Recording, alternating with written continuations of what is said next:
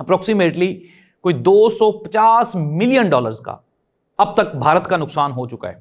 اس میں رافیل طیارے ہیں، اس میں یہ جو ڈرونز ہیں، یہ مہنگے ترین ڈرونز ہیں دنیا میں، اور ان کو کنٹرول کرنا روکنا مشکل ہی نہیں ناممکن ہے۔ اور یہ وہی ڈرونز ہیں جو کہ اسرائیل نے لیبنان کے اوپر بھی پھینکے ہیں، جو اسرائیل حماس کے خلاف استعمال کرتا ہے۔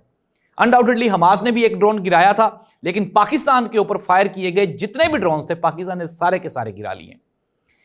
پینک نہیں ہونا، ہم نے مؤثر جواب دینا ہے۔ اور یہ جو پورے پنجاب میں جو لوگ پریشان ہیں، جو لوگ کنسرنڈ ہیں، یہ ان کا فنڈامنٹل رائٹ ہے۔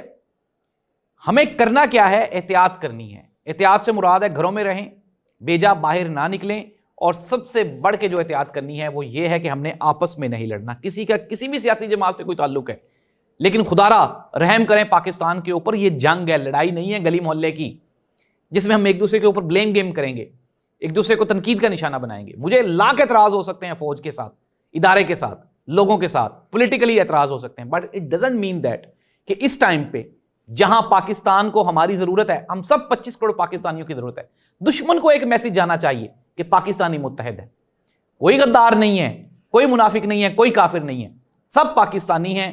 جو پاکستان کی سرزمین پہ موجود ہے، جو اس دھرتی کے کا اناج کھاتا ہے، جو اس دھرتی کے ہوا لیتا ہے اپنے اندر لے کے جاتا ہے، جو پانی پیتا ہے، اس کے اوپر دھرتی کا قرض ہے۔